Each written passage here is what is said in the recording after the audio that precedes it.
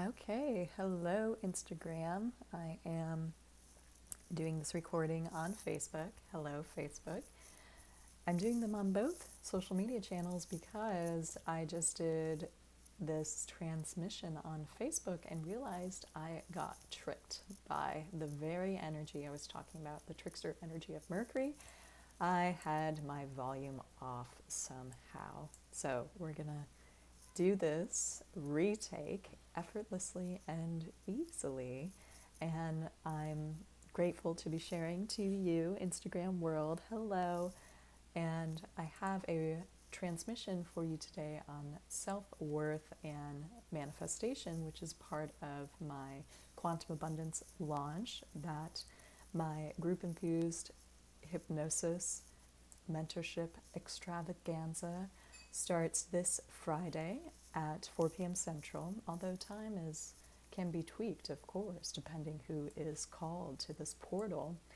And this is day 3 of an impromptu manifestation challenge that I created on Sunday after an inspiration came about. And every day I've been waking up inspired and asking myself and guides what would be appropriate to share. So yesterday I shared a guided, hypnotic, really gentle experience in transforming shame into an elixir of abundance. And the day before I spoke about anchoring self-image, and there was actually a playbook, a journal exercise that I guided you through. And all of these are on replay on my personal Facebook page. Hey Joanna, I don't know if you're there anymore, but so great to see your name there. And I am sharing today about self-worth and money magnetism.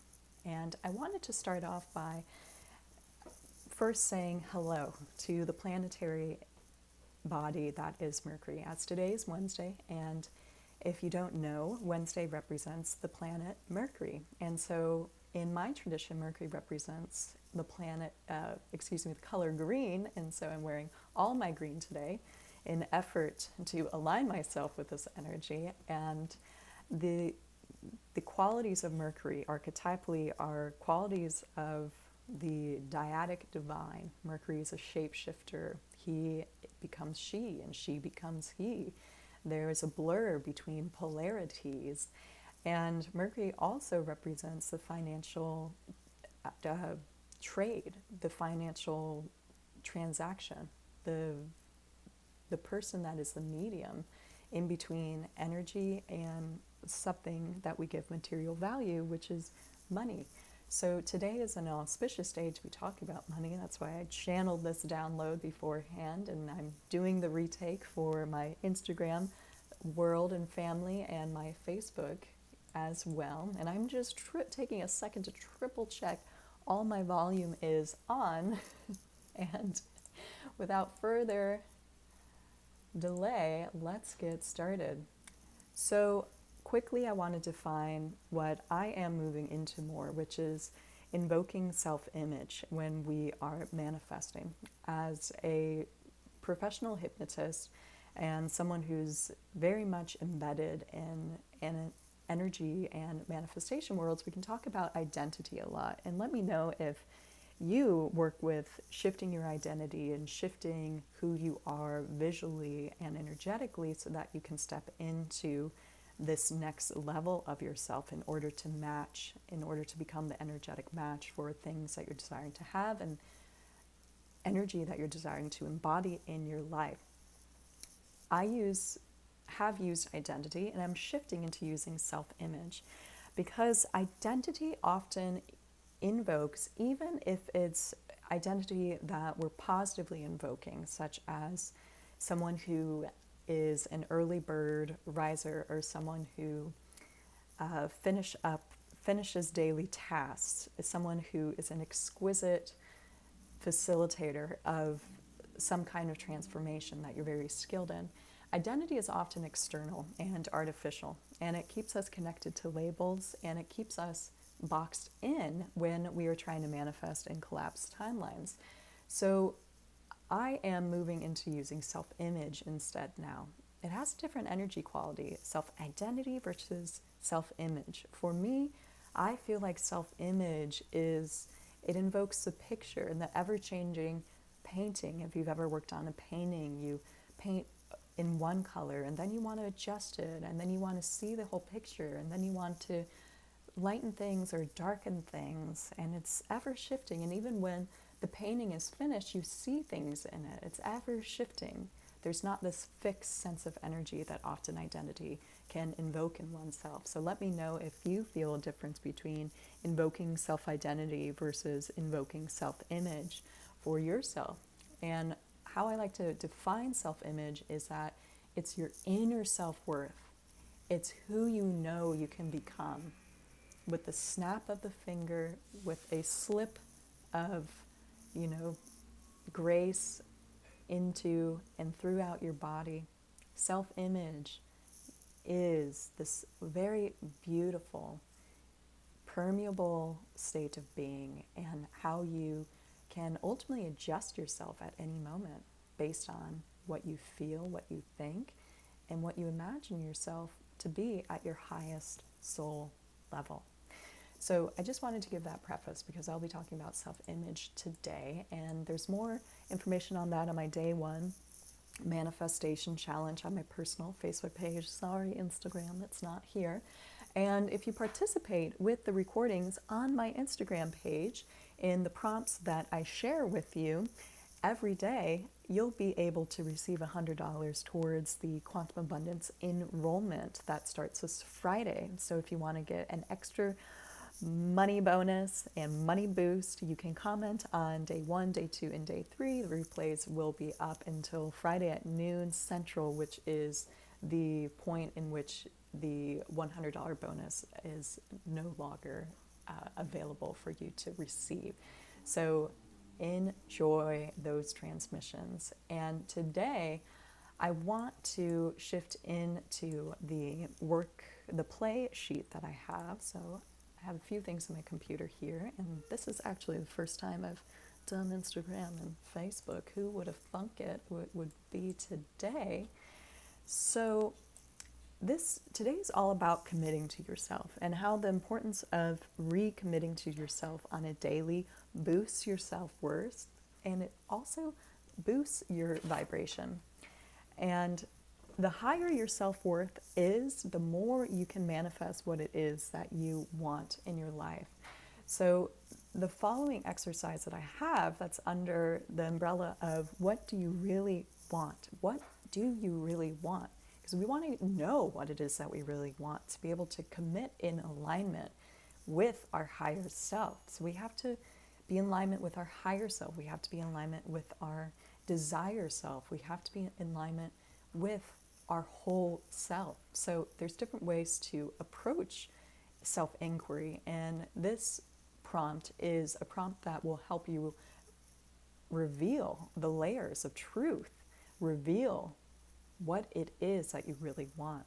Because often what we want is diluted by fear in some way. It's diluted by limiting beliefs. It's diluted by interference energies that we want to remove, we want to let go of, and especially we want to do this process before we start invoking an intention. Sometimes we can get in the habit of having an intention that we're used to, or having an intention that a coach gave us or a mentor gave us, or that we read in a book or listened to it on YouTube, and actually it isn't syncing up to us because it's not resonating with our deepest soul energy, which has the containment of our deepest driving desires.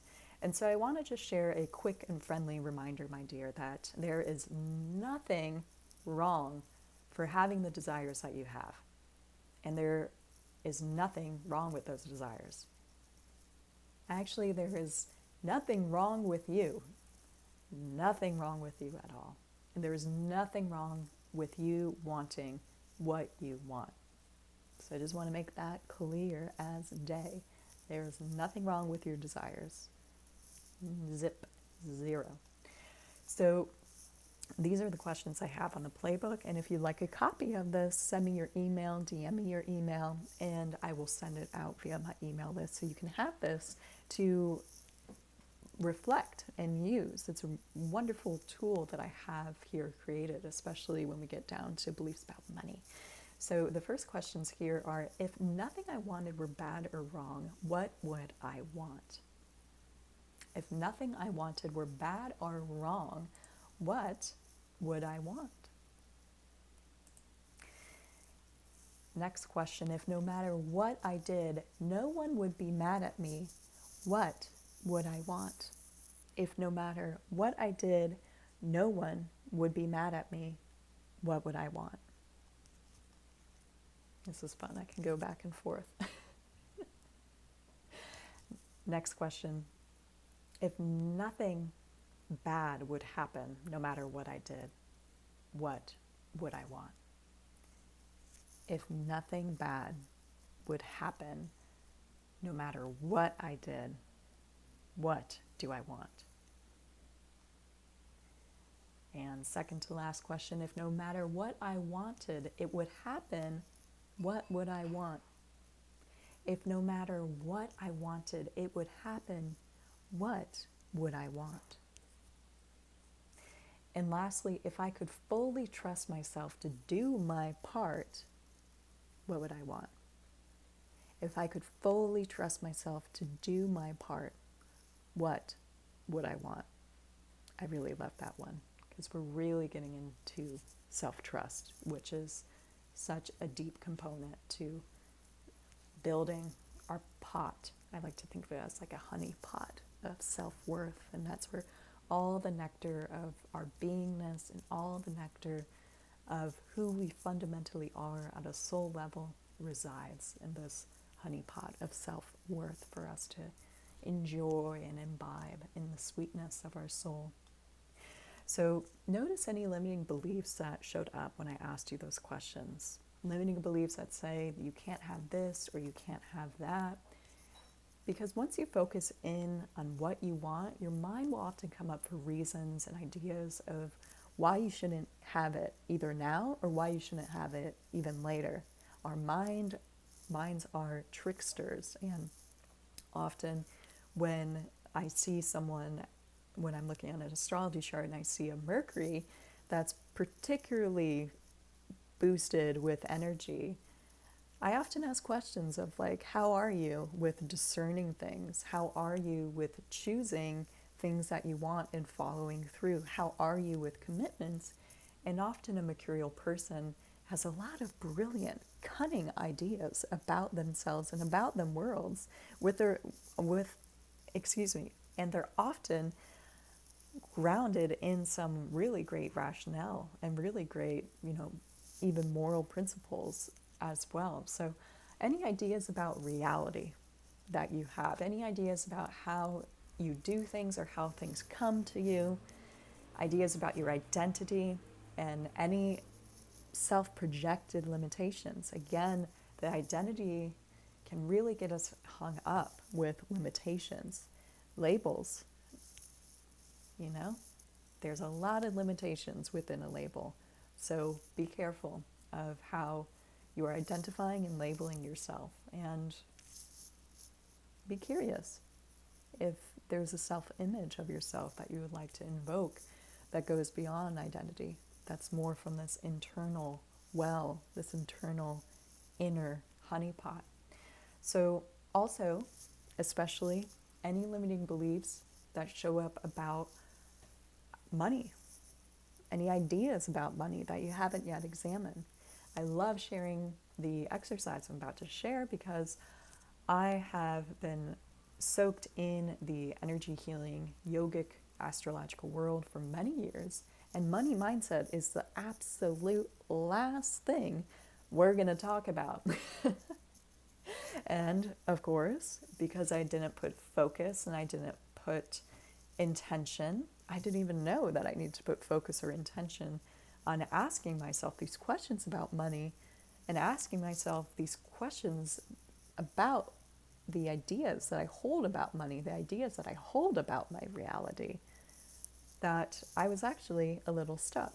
So I do not want you to be stuck, and I created Quantum Abundance for you to become unstuck and for you to be able to cultivate a headspace where you can anchor in your energy, where you can anchor in your manifestations. And if you find it ever difficult to meditate consistently, that perhaps you're saying affirmations or you're doing visualizations, you're listing what you're desiring to manifest, you're doing like something like image cycling. If you haven't heard about that, I'll be sharing that in my program. And things aren't really flowing. You're not really feeling like you're attracting abundance. Often it's the presence that is needed to cultivate within ourselves, that we are able to tap into the fields of abundance. And that's also where we're able to tap into our intuitive gifts, so we can really collapse timelines around healing, about success, about creation fundamentally. So quantum abundance was and is created for consciousness shifts. It's about shifting your energy. It's the accelerated mindset, the grounded magic, the clarity and the calm that I truly wish that I had before I had it. So if this is perking your ears, DM me and I can send you the application, or we can just get on a quick call and see if you're a good fit for this 6-week program. And it's 75 minutes per week of coaching and hypnosis-infused experimental sort of being with yourself and being in a group container where we can shift in and out of different fields of awareness, as this is how I live my life. So why not invoke that in my containers and allow my clients to really enjoy it too. So moving on, part 2 of the play sheet now. These are excellent questions to have when you are debunking any limitations around money, or what is referred to as your money mindset. So this list, listen to your body. Listen to how your body responds. Note any stories or images that come up. And if you see something come up, I give you the invitation to just dissolve it immediately.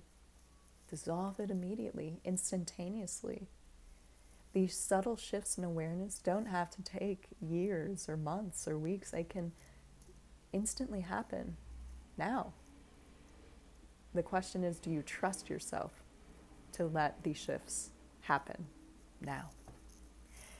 So, is it ultimately true that the only way to make money is by working hard?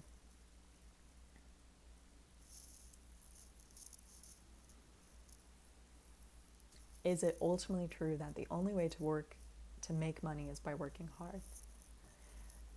I know for me, I became an entrepreneur so I could work smarter and not harder. I became an entrepreneur so I could work with my natural skill set, which is my natural energy and my natural abilities and gifts as a guide and a mentor, and how by virtue of working from within and sharing that with others, that gives me and gives you a pathway. Even if you aren't an entrepreneur, if you are a creative or a visionary, you know the more that you cultivate that space for your divine creativity and your soul energy, that spaciousness allows you to work smarter, not harder. The next question is it ultimately true that money is the root of all evil? Is that ultimately true, that money is the root of all evil? Is it true that you aren't worthy of money and there's someone out there who is more worthy than you? Are you getting stuck in a self-comparison trap about money? Is it true that you aren't worthy of money and there's someone out there who is more worthy than you? No, it is not true. It is not true at all. You or someone else is not more worthy than the other person. There was no comparison sheet about self-worth and comparing that between other people. It is an internal state of positive self-regard. And the more that you develop that internal state of positive self-regard, the more money can come to you, it can flow to you. Your self-worth opens the portal of this flow. And the more you're able to yield your divine power and your divine will, and you can change your financial reality, you can change your housing, your relationship, your lifestyle reality, whenever you like, when you yield this type of soul power. The next question is it true that if you make money, it will go away or suddenly something bad will happen? It's common, I've witnessed myself and colleagues, for spiritual healers and spiritual people in general to resent attachments to life and resent attachments to commitments, even if it's subconsciously, and even resent how their money was received. So by having an emotional charge with anything in our life, whether it's good or bad, but especially if it's a negative charge like resentment or disdain or just like annoyance, we repel money from us and we repel the good things from coming towards our way.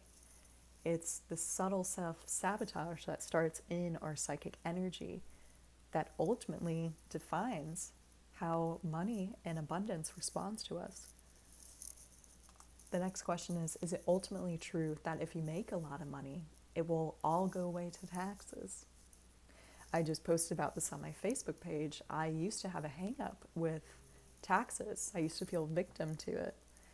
And I used to have blocks around making more income because of the idea that, they're always raising taxes in the USA on self-employment, the system, you know how it goes. And once I shift my energy to gratitude for, wow, all this money I've generated this past year has been in support of me living a life I really love, and it's able to support my creativity, the more that I actually enjoyed doing my taxes, organizing my taxes. And, just this year, I just found out I'm getting a 1,400 tax return. So I don't know. There's some cool magic going on with that shift in a block I used to have. So the next question is it ultimately true that you are bad with money? Some of us were programmed when we were younger by a parent or a mentor or even someone at a bank, or when we were asking for a loan, that we have bad patterns or bad habits with money, or that if you ever had a debt collector come after you, they really like to do a little shame on you spiel, even if it is subtle, energetic, at an energetic level. So we often remember the negative energy and the negative stories. And so when we do that, it's often because there's a relationship to the vibrations and the stuck energy in our body. Lower vibrations get stuck in our body, and they're attached to stories or attached to beliefs and attached to thoughts, and that ultimately blocks our magnetism. So we want to remember and we want to find evidence in our present life of how we are good with money. The next question is it ultimately true that rich people are greedy? Be honest. Is it ultimately true that rich people are greedy? All rich people, all wealthy people? Okay. So the last part of this play sheet is the self-image anchoring, which is a bit of a review of day 1. And this is your permission slip to get as wildly creative as you want. So we really were honing in on limiting beliefs, and we were honing in on desire and resetting our belief, and maybe even resetting our nervous system, because the more that we talk about these things, the more our nervous system can relax, it can digest, and it can slowly expand and get on board with our new self-image and our new reality that we are creating every moment. So the first question under the self-image anchoring is, if anything were possible, how would you choose money to work for you? Would you choose it to be an energy, a spirit? Would you choose it to be an energy that you ultimately have free will in deciding what value it has in your life or how it will work for you. It's all about taking back your power.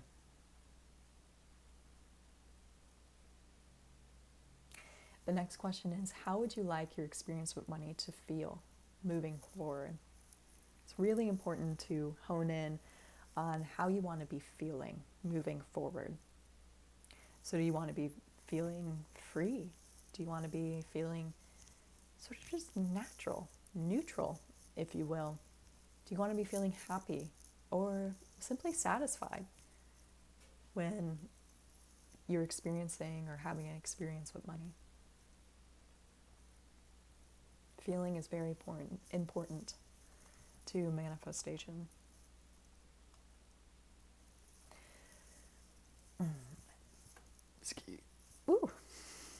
Excuse me, I need to take a drink of water.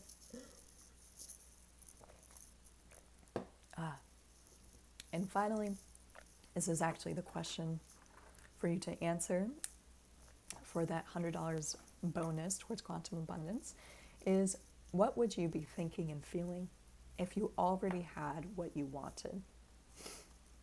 What would you be thinking and feeling if you already had what you wanted? So by anchoring in what we imagine ourselves to be thinking and feeling, if we already had it, if we already received our desire, if we already received the manifestation that we're wanting, we ground it in the present and we collapse the time, we collapse the linear how or why, we collapse the assumptions. There's so much assumptions about how things can come to you or how things can happen in your life. We let all those things go and we just embody the feelings and the thoughts. So feel these feelings and thoughts as if it's already true and real for you, and commit to it on the daily. Because commitment, again, is so much about grounding your self-worth. And the more that we commit, the more we invoke our self-worth, the more we are able to decide, make decisions from a place of commitment. And the more that we do that, the more we are connected to our soul energy and your higher self. Sometimes I use both interchangeably, just depends. How do you use higher self or soul energy? I'd be curious too. So this is the final question of that playbook, and I hope you enjoyed this transmission. I felt like I got a little mercurial with balancing literally two things as I was talking about the dyad of Mercury, of this interesting dual energy that at a higher octave is essentially non-dual because it blends in all things together and allows us to transmute these assumptions about duality and the assumptions between, and unbeknownst to many of us, you know, polarity is very magical, but depolarization is also magical as well. So I hope this helped you depolarize any energy you had on money or value that you've carried around money. Let me know how this experience was for you. And if you're desiring to anchor your soul energy so you can cultivate magnetism and electricism, I think I just made that up, electricism, electricity in your body. Electricity comes from your thoughts. Magnetism comes from your feeling state. It's the masculine, electric, the feminine, magnetic. If you want to merge those together so you can cultivate a deep resource and well of self-worth and self-trust, so you can take daring steps, so you can commit daily to the manifestation that you want, that internal inner congruency is your ticket, my dear. So I'd be so delighted to be your guide. Let me know if this aligns for you, and any questions, any interests. I am here as your oracle. Many blessings.